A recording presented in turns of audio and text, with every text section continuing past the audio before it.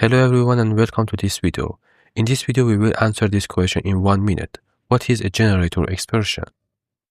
Imagine we have some simple data like a list of numbers from 1 to 10. And now we want to iterate over even numbers in this list. Now we can use a generator expression to get only even numbers. As you can see, a generator expression is very similar to a list comprehension, but with parentheses instead of square brackets. Now we can loop over this generator to print each even number. Let's run it. As you can see, it works and print out all the even numbers.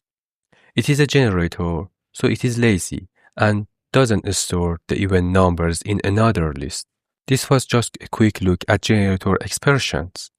If you want to know more about generators, please check out my previous video, which I have linked in the description. Please like and subscribe if you like this type of video. Thank you.